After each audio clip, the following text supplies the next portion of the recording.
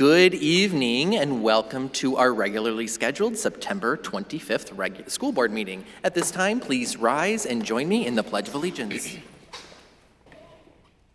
I pledge allegiance to the flag of the United States of America and to the republic for which it stands, one nation, under God, indivisible, with liberty and justice for all. Excellent. At this time, I will call the meeting to order. Board members, there are no additions or deletions to the agenda tonight. Is there a motion to approve the agenda as outlined? Motion to approve. Second. Motion by Bianca, second by Art. All those in favor of approval say aye. Aye. Motion carries on a 7-0 vote. We do not have any recognition by the school board tonight, so I will turn it over to Superintendent Krieger for superintendent's recognition. Wonderful, thank you. Congratulations to the 33 District 196 seniors who are receiving special recognition in the National Merit Scholarship Program and the College Board's National African American and Hispanic Recognition Programs. Students are selected for recognition based on scores they achieved on a national standardized test that they took last year as juniors. We look forward to officially recognizing these students and their families at our next school board meeting on October 9th.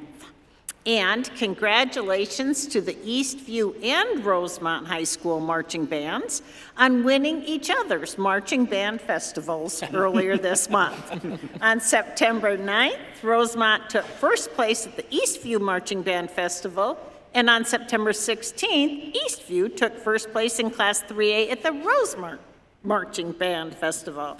On Saturday, October 14th, they will be competing against each other at the Youth and Music State Marching Band Championships at U.S. Bank Stadium.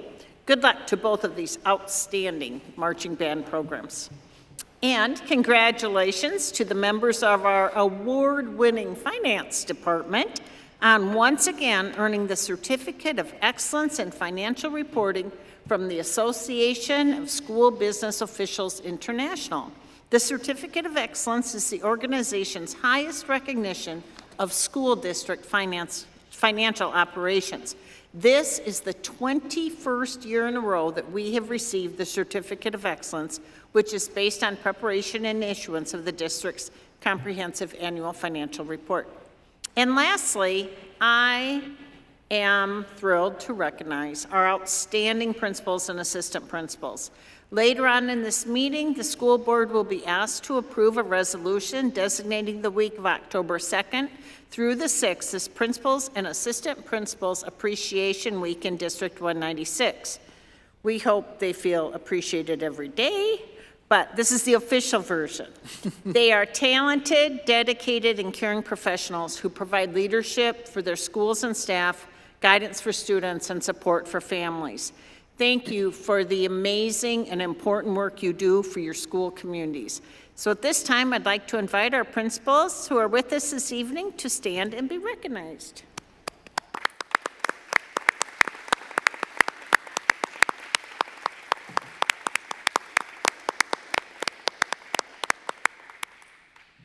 We do not have anyone signed up for special communication requests today, so that brings us to our consent agenda. There are 15 items on our consent agenda tonight. We have the minutes of the September 11th, 2023 special school board meeting, the meetings of the September 11th, 2023 regular school board meeting, gifts, quarterly gifts, advertising revenue, quarterly advertising revenue, grants, revenues, and expenditures report, July 2023, treasurer's report, July 2023, bus purchases, personnel, employment agreements, agreement for student teaching experience, Iowa State University, Luther College, and the University of Wisconsin-Eau Claire. Agreement for clinical experience, Iowa State University, and request to hire a non-licensed administrator. Are there any items on the consent agenda that board members would like to pull tonight? Seeing none, is there a motion to approve? Motion to approve. Second. Motion by Bianca and a second by Joel to approve the consent agenda. All those in favor say aye. Aye. Motion carries on a 7-0 vote. We have no reports, old business, or new business tonight, so we're already towards our other action items. And the first item on our other action items, I will turn it back over to Superintendent Krieger to discuss the Principals and Assistant Principals Appreciation Week she already referenced. Now you got to make it official. We'll make it official. I will read the whereases and for our District 196 Principals and Assistant Principals Appreciation Week. Whereas principals and assistant principals provide leadership to staff members, support to parents, and guidance for our students. Whereas principals and assistant principals serve in vital roles that support and develop students' lifelong love of learning. Whereas principals and assistant principals are dedicated to providing high-quality educational opportunities for students of all ages. And whereas principals and assistant principals work with students, parents, staff members, and other administrators as an essential part of District 196 team. Therefore, be it resolved, the School Board of Independent School District 196, Rosemont, Apple Valley, Eagan Public Schools, hereby extends its appreciation to principals and assistant principals for the vital role they play in educating, developing, and inspiring students for lifelong success, and declares October 2nd through the 6th, 2023, to be Principals and Assistant Principals Appreciation Week in District 196. Thank you, Superintendent Krieger. At this time, is there a motion to approve the resolution? Moved. Second? Motion by Sachin and a second by Jackie. Are there any questions or comments from the audience? Comments from board members? Seeing none, I think Superintendent Krieger, you said it very well in your opening statements. We are very thankful for the roles our principals and assistant principals play in our schools. With that, there's a motion by Sachin, a second by Jackie. All those in favor of approving the resolution, say aye. Aye. Motion carries on a 7-0 vote. Next, I'd like to welcome Christopher Onyango-Ropeshot to the podium to discuss the 2023 payable and 2024 property tax levy limitation. Christopher. Good evening, Chair Johnson, Superintendent Krieger, members of the board, and our public stakeholders. I am Christopher Onyango-Ropeshot stated, and I am here to discuss our proposed 2023 payable 2024 property tax levy. One of the things that I enjoy doing is watching kids grow, and one of mine at some point last year decided they wanted to do circus, and they wanted to do juggling, and so then at the beginning, they were given one ball, so they figured out how to do that in the air. Then another one was added. And then finally, the third one got put into the mix. I didn't get to that far because when I think of what we are doing as a school district, especially now, we are entering into the third ball. So right now, until you take action, I have two balls in the air. The fiscal year 2023, we're closing out that budget year. We're operating in 23-24 currently, and if you act favorably, you will be adding another ball to the mix of what I'll be throwing around for the next few months. So as we begin this journey into our 2025 budget year, I want to take a few moments to look at current year. So what we're trying to do is just set a grounding pace for what it is that we're talking about. Our general fund revenue, $469 million worth of it, a quarter of that comes from property taxes. So regardless of how we try to split this pie, our community is very, very integral to the functioning of our district, second only to the state as it provides aid. As you can see from this graph, the federal government and any other local revenues that we receive don't come anywhere close to meeting that funding gap. So this commitment, the 24% that's showing on this graph, indicates commitment level that we rely on our community, our tax base, in ensuring that the district is stable and functioning at the right capacity. So what is our levy process? So as I said, we are introducing this. So the first step in our cycle, the board approves the proposed levy, and what we're asking is for you to adopt the maximum amount. Then we'll pass the ball on to the Department of Education and the county. What they will do then is make the calculations, any adjustments that need to be made as far as counts, tax base. All that happens within the next few months. The county passes notices to the public after they've included the input from other taxing municipalities in the county. And then we'll come back to this board in December where you certify the final levy, and that sets the pace for what we will be receiving in FY25 in terms of revenue. I'll review a few key components of what goes into the levy. There are three main ones. two macro levels, so they deal with the county as a whole, and the last piece is micro, dealing with an individual. So the first piece is the referendum market value. So our operating, voter-approved operating levy is calculated based off of the referendum market value. Other components that are included within the RMV include the optional local revenue, equity, and transition levies.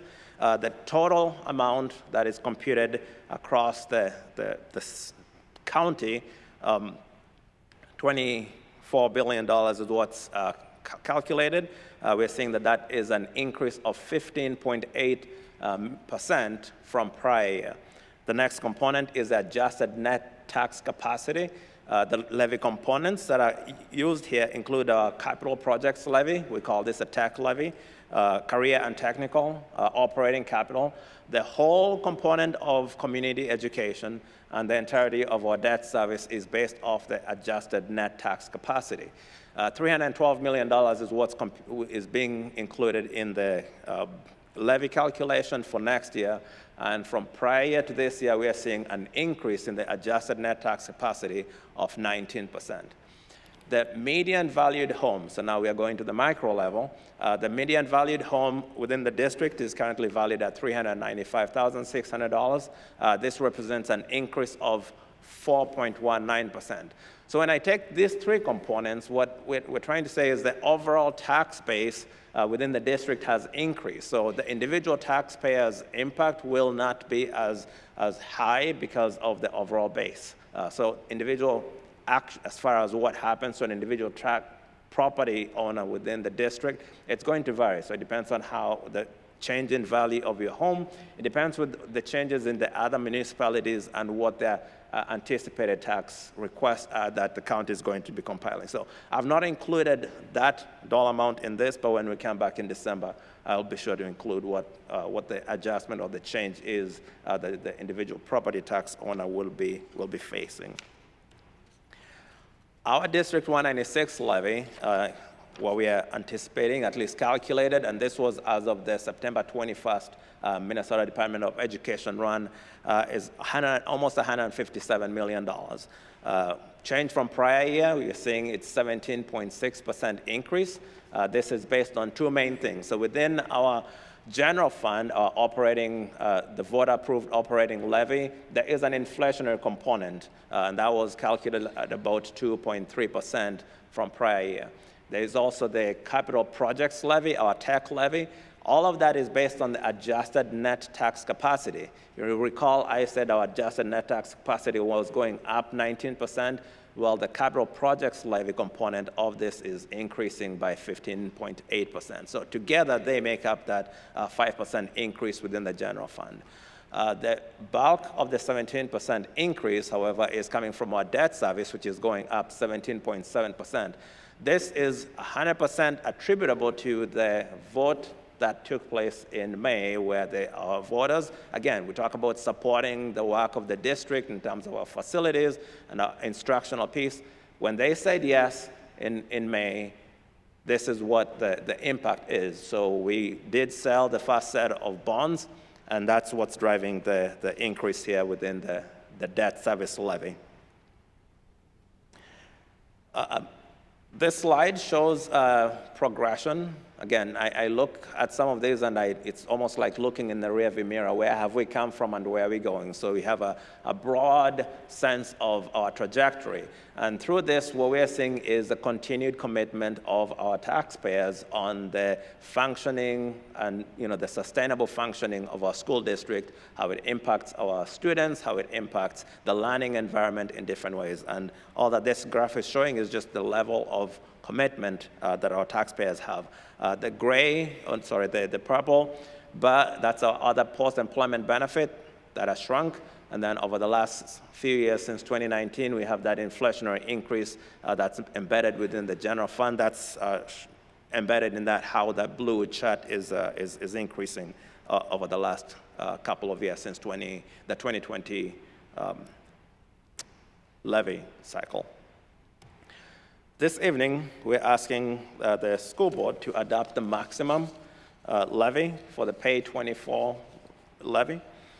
The Department of Education, it allows the Department of Education and the county to make any adjustments as needed, as most of all our funding pieces always lag, and there's a do-over or a correction. When we set the levy, what is set is set. And so then what this allows is the board takes action, then the computations take place, but setting the maximum gives those two entities flexibilities to make any adjustments as are needed. Again, we will bring this back in December to do the final certification, but for now, I will entertain it. It is a motion item that I would entertain the board to adopt the proposed levy. Thank you, Christopher. This is an action item for the board tonight. So before I move into questions, are there any, is there a motion to approve? So moved. Second. Motion by Sachin and a second by Joel. At this time, are there any questions or comments from the audience? Seeing none, questions or comments from board members? Just look forward to seeing you back in December, and hope you keep all those balls in the air, because this gets crazy. So thank you. Very detailed report that we have behind us, too. So thank you. Good comment. Excellent. Thank you, Christopher. This time we have a motion by Sachin and a second by Joel to approve. All those in favor of approving, please say aye. Aye. Those opposed? Motion carries on a 7-0 vote. Thank you, Christopher. Thank you. All right, that brings us to our school board and superintendent updates. Are there any school board members with items they'd like to share? Seeing none, Superintendent Krieger. Okay. I'd first like to share an update on school resource officers, also referred to as SROs.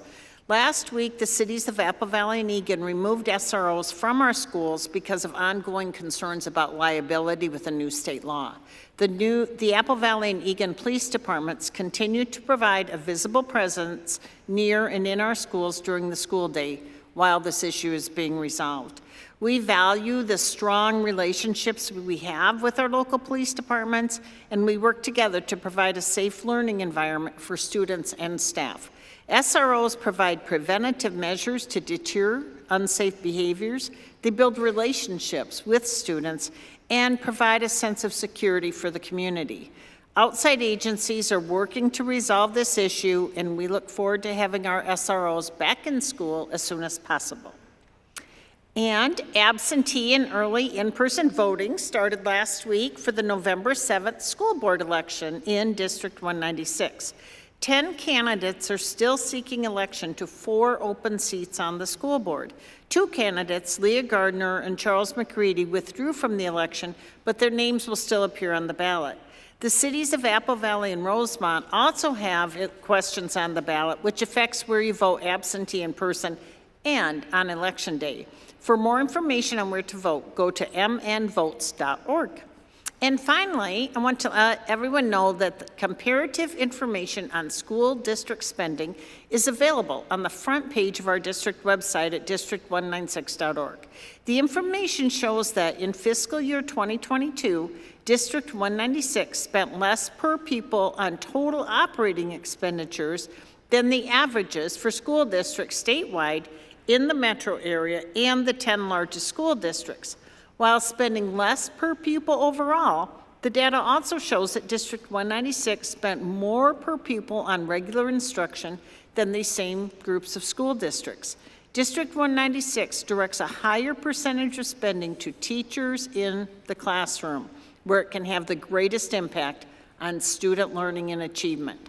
Financial information for the current school year and 9 previous years is also available on the district website on the Finance Department page. Thank you. Thank you. That brings us to the close of our agenda today. Our next regularly scheduled school board meeting is a Monday, October 9th. At this time, is there a motion to adjourn? Motion to adjourn. Second. Motion by Bianca and a second by Art. All those in favor of adjournment, please say aye. Aye. Motion carries on a 7-0 vote. We are adjourned.